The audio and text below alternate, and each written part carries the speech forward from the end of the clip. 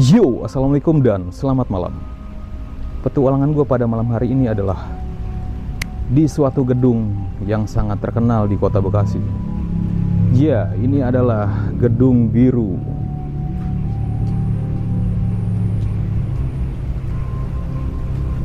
Ya, jadi siapa yang nggak kenal dengan Gedung Biru ini? Gedung yang terletak tepat di pinggir Kalimalang, Bekasi. Gedung ini didirikan pada tahun 1990. Rencana awalnya gedung ini didirikan adalah untuk dijadikan suatu pabrik. Kemudian gedung ini sempat beroperasi selama beberapa tahun.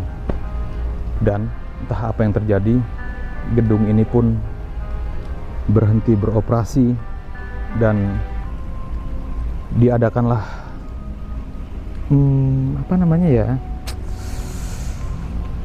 PHK massal. Ya, PHK massal. Kemudian lambat laun gedung ini dialihfungsikan menjadi tempat biliar. Letaknya ada di lantai 3.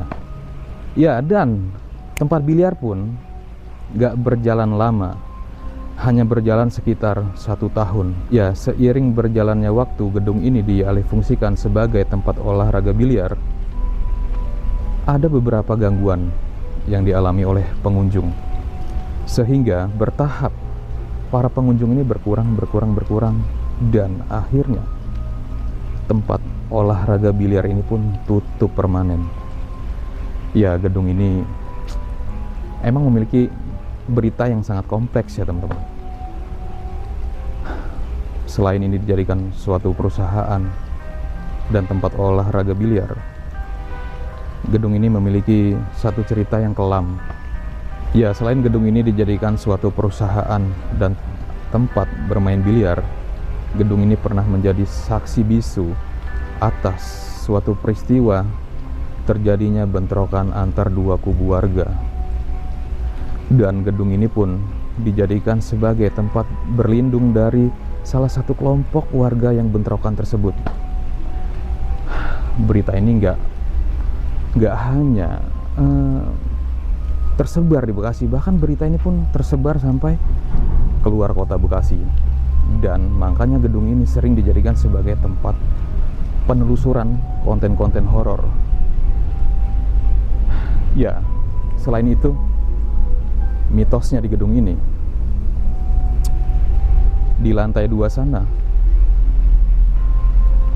terdapat sesosok penghuni perempuan berjubah putih, ya, atau bisa dibilang kuntilanak lah. Dan di lantai 3 sana, mitosnya adalah warga itu sering melihat, bahkan mendengar suara anak kecil yang menangis lari-larian. Dan gak jarang sekali, setiap ada kejadian kecelakaan di Kalimalang ini, itu selalu dikait-kaitkan dengan fenomena-fenomena astral yang ada di gedung ini. Oke lah, kalau begitu gue mau langsung masuk aja untuk melakukan penelusurannya.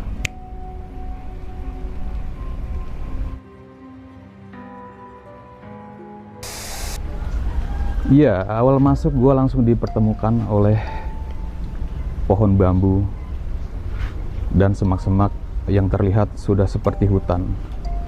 Nah, dan di sini satu-satunya jalan menuju masuk ke gedung ini. Ya, ini adalah tangga dan udah ditutupin oleh semak-semak juga. Bismillah, gua mau langsung coba masuk.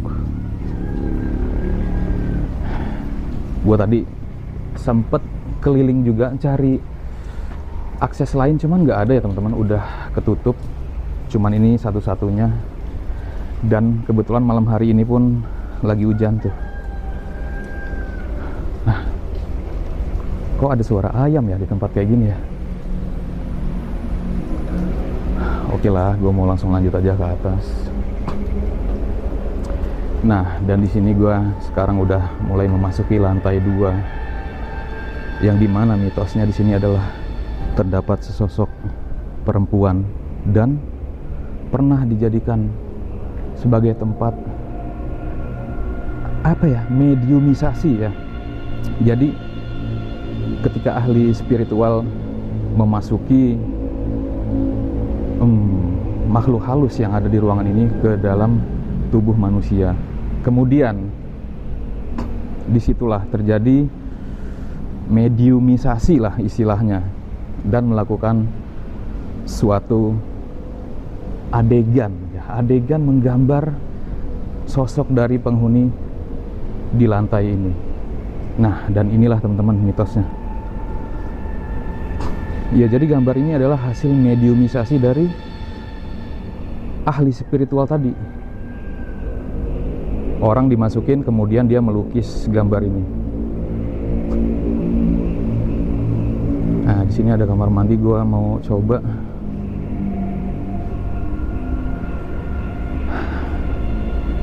Ya, dan informasinya pun di kamar mandi ini terdapat sosok makhluk yang besar dan tinggi.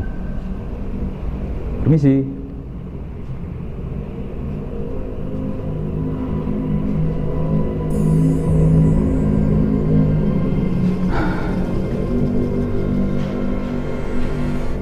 Gue di sini merinding banget.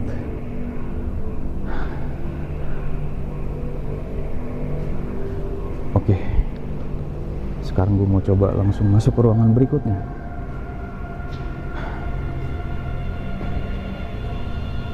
Ya, di sini masih toilet begini ya. Di sini juga ada wastafel. Bangunannya masih kokoh banget.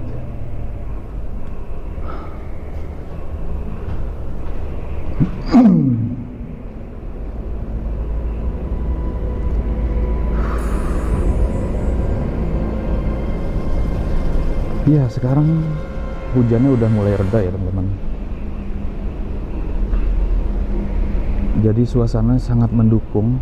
Selain dihiasi suara hujan dan suara kodok-kodok itu membuat suasananya makin syahdu terdengar. Ya Allah, ini ada lubang, men. Bahaya banget. Dan di bawah pun banjir tuh.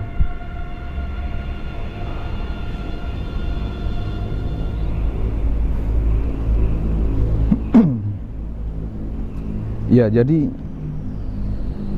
sering banget kecelakaan yang terjadi di Kalimalang sana sering kali dikaitkan dengan fenomena-fenomena astral yang ada di gedung ini.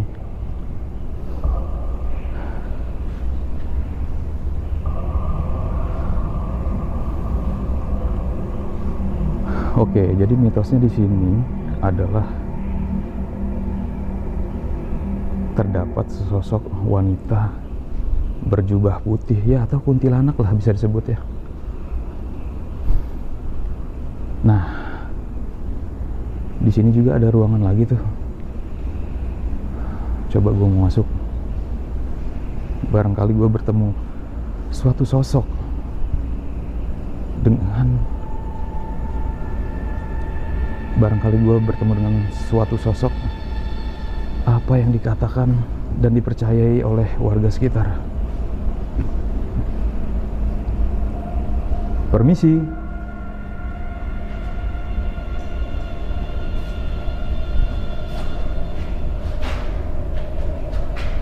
Ya, ruangannya masih sama seperti yang di sana.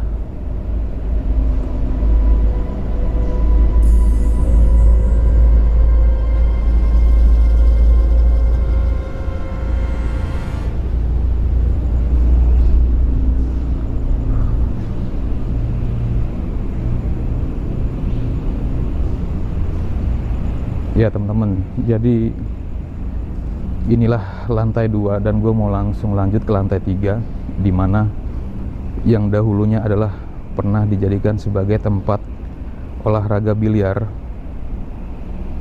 Cuman hanya berjalan 1 tahun. Gue kayak ngeliat sesuatu barusan sana. Halo, banyak suara. Weh.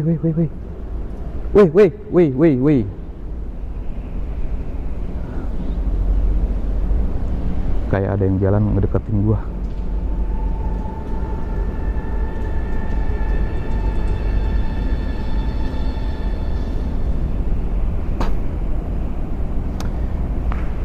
Oke, dilanjut tadi nyampe mana ya? Oh ya, gue mau langsung ke lantai 3, di mana dulu sempat dijadikan untuk tempat olahraga biliar. Ya, biliar olahraga ya. Cuman nggak berlangsung lama, hanya berjalan 1 tahun, dikarenakan seiring berjalannya waktu banyak pengunjung yang diganggu dan pengunjungnya semakin berkurang. Kemudian lambat laun sampai nggak ada pengunjungnya satupun, dan akhirnya biliar pun nutup kembali.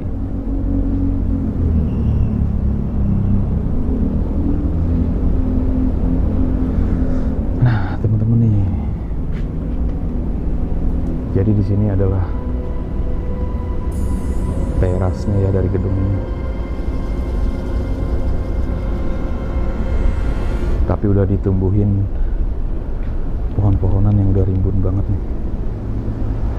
Di sini ada pohon seri, di mana sebagian orang mempercayai mitosnya pohon seri sebagai tempatnya kuntilanak.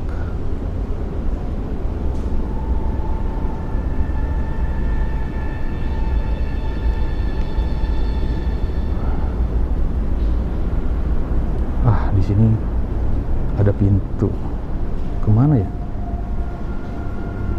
Astagfirullahaladzim. Ini bukan pintu, men. Wah, ini kayaknya dulu rencananya buat lift dah. Wah, gue ngeri jatuh.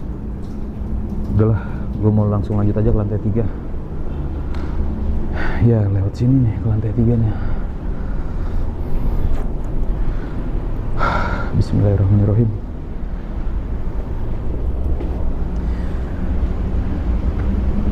Di gedung sebesar ini yang luas, kenapa suasananya panas banget ya? Keringat gue sampai ngalir deras banget begini.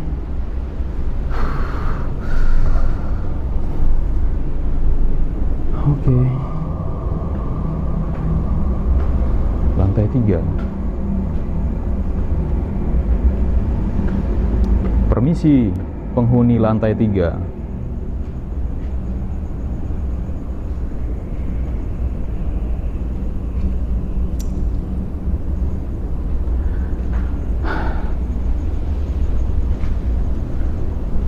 Kemana ya? Gua agak bingung loh, karena ruangannya sejauh mata memandang, apa ya, nggak ada sekat-sekat yang menarik gitu.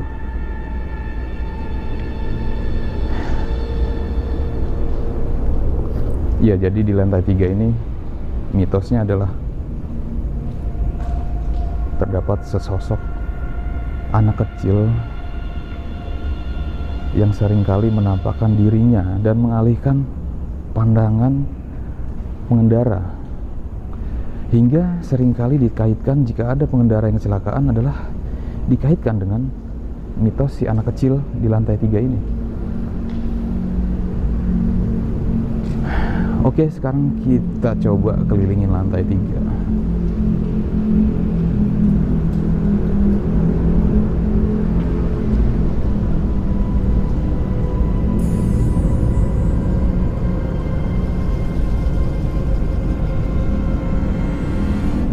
Nah, dan di situ ada kayaknya kamar mandi lagi dah. Coba ya kita ke sana.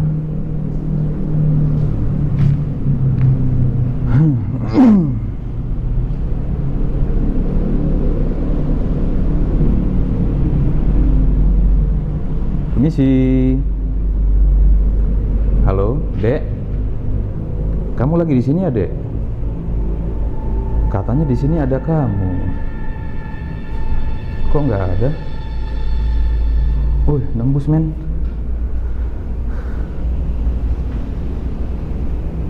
Kamu di mana, Dek?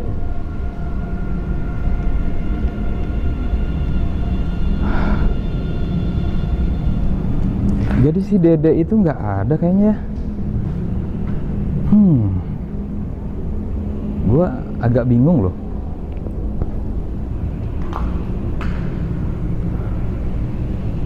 Gua agak bingung ini mau kemana lagi ya.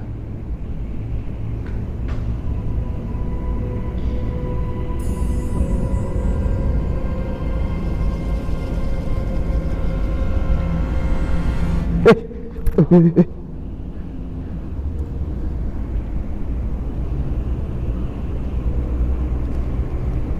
ada yang narik kaki gua.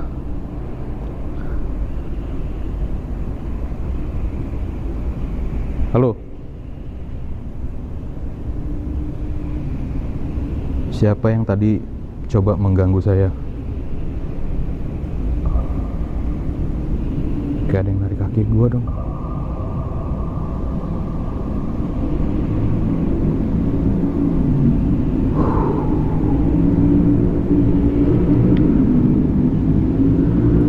Oh iya teman-teman, tadi sebelum gue masuk sini, gue izin sama security yang ada jauh di depan sana. Katanya di lantai 3 ini, ini tumpukan apa ya? Aduh, kaget gua.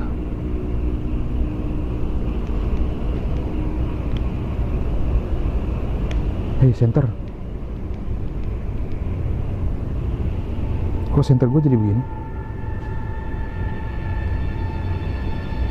Iya, kata security tadi, di lantai 3 ini ada ODGJ.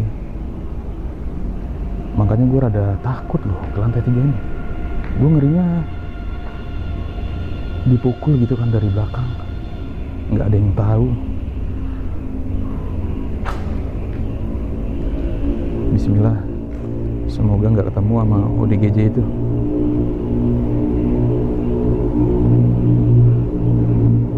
Nah, semoga si Dede itu ada di sini. Halo, Dede.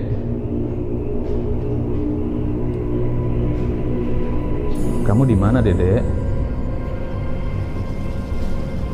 Oh, nggak ada juga si Dede di sini. Barangkali di sini. Oh, nggak ada. Nah, ini kayak gini-gini bikin halu nih. Takutnya pas dibuka ada sesosok mayat begitu kan. Ih.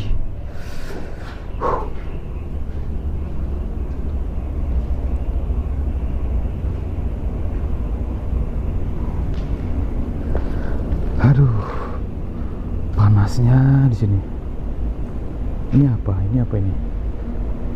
Dari jauh kayak kuntilanak ini. Woi, woi, woi.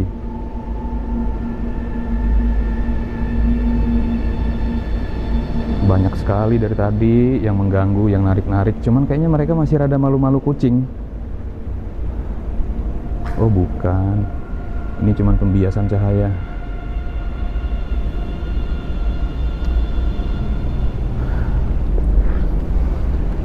Ya, awal banget gue masuk tadi di tangga itu ada yang lempar. Astagfirullahaladzim.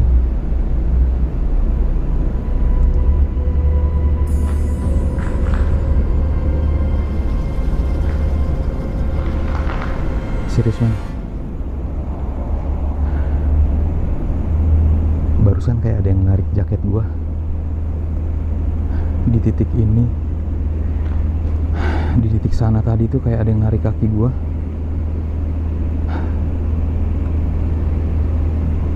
Dan di tangga awal gua masuk itu ada yang lempar, men.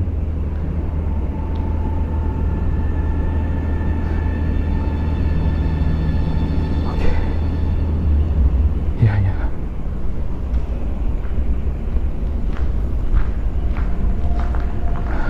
Kayaknya gua udah mulai panik.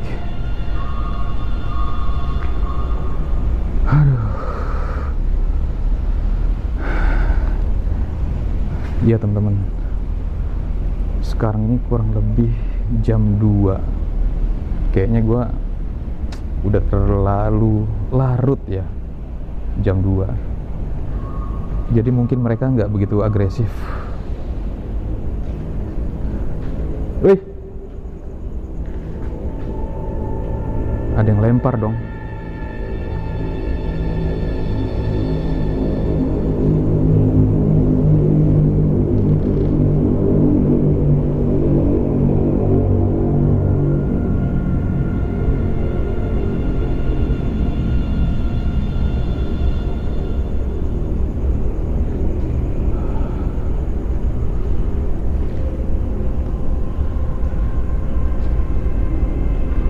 Hei,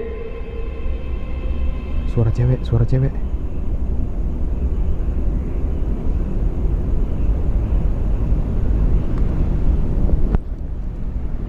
Kayak ada suara perempuan dari arah sana.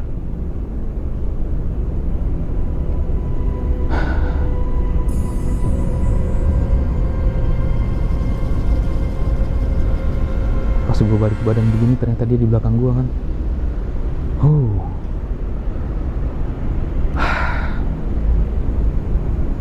Ya teman-teman, sebenarnya gue mau langsung lanjut ke lantai atas, ke lantai 4 dan ke lantai 5. Cuman gue lebih mengutamakan keselamatan gue lah ya. Gue takut ketemu ODGJ itu. Ya, dan di sini ODGJ itu nggak ada, jadi potensi terbesar mungkin dia ada di atas. Jadi gue lebih mengutamakan keselamatan.